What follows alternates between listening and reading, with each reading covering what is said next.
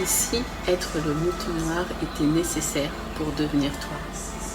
Parce que quand tu n'es pas comme les autres, tu es souvent rejeté, mais en réalité c'est que tu déranges. Bonjour et bienvenue dans cette nouvelle vidéo. J'ai plaisir à la partager avec toi. Ici on parle donc de l'identité, mais plus particulièrement de l'alignement identitaire qui rend le succès, le bonheur, la réussite inévitable.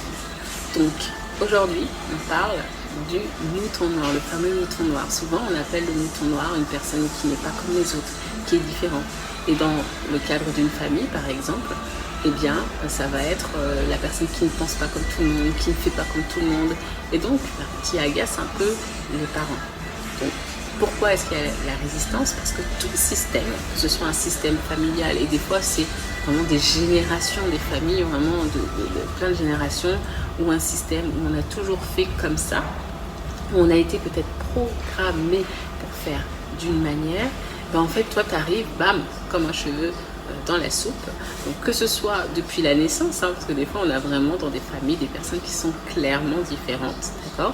Ou alors peut-être que tu as eu une prise de conscience suite à du développement personnel ou suite à un événement de vie qui fait qu'aujourd'hui tu ne penses plus comme les autres, et donc forcément quand tu vas argumenter, quand tu vas présenter ta façon de voir les choses, on ne va pas comprendre simplement. Et encore une fois, la normalité, c'est d'être dans la norme. Donc quand tu ne fais pas comme tout le monde, tu es anormal. Donc ça crée des résistances. Des fois, il faut simplement comprendre les gens parce que ils sont perdus. Le stress, c'est l'absence d'information.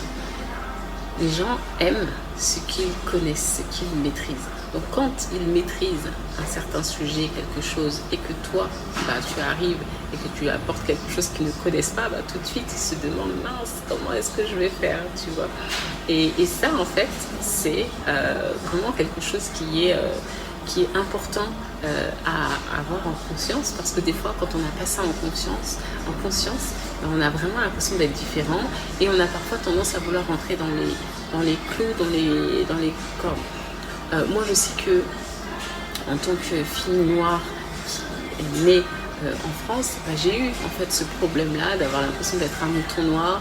Comme je disais, j'avais l'impression d'être un palmier parmi des chênes, mais je n'étais pas pareil, etc. Donc on se dit, mince, c'est vraiment l'idée comme on dit, le mouton noir, parce que c'est dans l'imaginaire collectif, c'est un champ, un troupeau de moutons blancs, et là il y a un mouton noir. Donc forcément le mouton, d'un côté les moutons blancs ils se disent mais pourquoi toi t'es noir, c'est bizarre, et de l'autre côté le mouton noir il se dit pourquoi est-ce que moi je suis noir et que tous les gens sont blancs? Si il n'y a que moi qui suis noir, c'est bien qu'il y a un problème.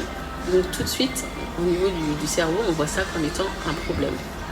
Mais quand on change la perception, on voit que c'est tout autre, c'est pas forcément un problème, d'accord?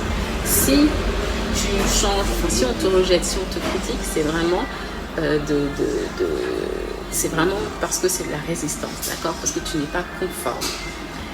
Et le problème, ce n'est pas le rejet. Le problème, ça va être ta réaction au rejet. Parce que quand tu vas être rejeté, forcément, ça va t'amener des émotions.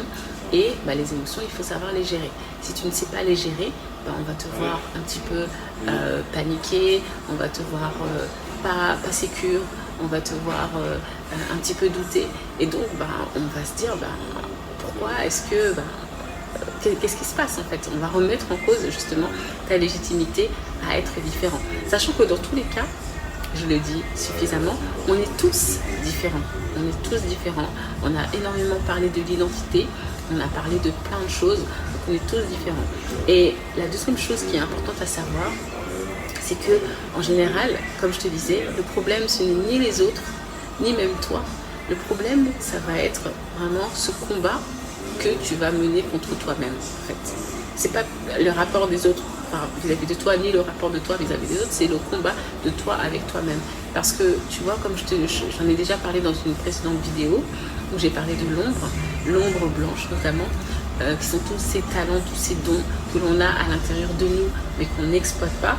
Bien souvent ça fait que tu vas être dans ce conflit là entre j'aimerais bien faire ça mais qu'est-ce que va dire ma famille, etc. Et puis de se dire si je fais ça, fait, je m'affirme vraiment en tant que personne qui fait différemment. Donc parfois, on a des situations où on a des parents qui rejettent carrément leur enfant, qui renient leur enfant. Et puis forcément, après, soit l'enfant, qu'est-ce qu'il fait, comment il réagit, soit en fait, il se victimise, d'accord, soit au contraire, il développe en lui une force, une résilience qui fait qu'il va chercher à se prouver à lui-même et à prouver aux autres que malgré le fait qu'il ait été rejeté, il assume sa différence, d'accord. Ou alors, tout simplement, la personne, elle va chercher à se conformer, donc elle va mettre de côté ses rêves. Mais comme je te l'ai déjà dit dans une précédente vidéo, la plupart du temps, qu'est-ce que ça donne? Ça donne des personnes qui sont aigries, qui sont frustrées, qui sont pas alignées. Il y a des personnes qui vivent toute une vie comme ça, en mettant complètement de côté leurs rêves, ce qu'ils ont en tête, en n'osant pas assumer leur identité et leurs différences, et qui vont vivre derrière les autres, chez les autres. Donc ils vont attendre le regard des autres, ils vont copier les autres, parce qu'en fait eux-mêmes, ils n'assument pas leur propre identité. Ils savent qu'ils ne pensent pas comme les autres, mais comme ils pensent que c'est un problème, en fait ils vont chercher à aller copier les autres pour être acceptés dans la norme, tu vois. Donc tant que tu auras tes peurs, tes croyances limitantes encore, parce que même si tu as déjà fait un travail sur toi, il est possible que tu aies encore des croyances limitantes, forcément ça va bloquer. Donc l'idée, c'est vraiment de dire que tu n'es pas rejeté, tu es juste en train d'affirmer ton identité. Donc raison de plus pour vraiment assumer ton identité, définir clairement qui tu es dans tous les sens du terme, savoir ça me correspond, ça me correspond pas, et considérer que tout ça c'est ok. C'est juste te dire quel est le choix que tu fais. Est-ce que tu décides de vraiment être toi-même, ou est-ce que tu décides d'être normal? Souvent, tu sais, il y a un truc qui dit que un arbre qui pousse droit, il finit en planche, tandis qu'un arbre qui pousse comme il veut, finalement on le laisse tranquille. Donc, qu'est-ce que tu choisis? Quel est l'arbre que tu veux incarner? Bien sûr, c'est douloureux d'être comme tout le monde, mais c'est aussi douloureux d'être soi-même. Mais en étant soi-même, on arrive à davantage être épanoui derrière la souffrance. Voilà. Donc j'espère que cette vidéo t'a plu. Si elle t'a plu, n'hésite pas à liker déjà, n'hésite pas à la partager. Peut-être qu'il y a une personne, un mouton noir qui attend que je lui parle de ça pour pouvoir mieux se sentir, parce que des fois vraiment on a des situations tellement tristes où des personnes sont malheureuses simplement parce qu'elles ne comprennent pas leur fonctionnement, d'accord.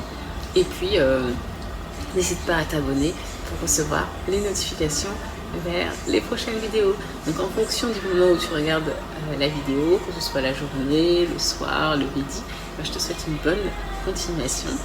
Reste fidèle à toi-même, deviens de plus en plus qui tu es foncièrement, et je te dis à très bientôt. Bye bye.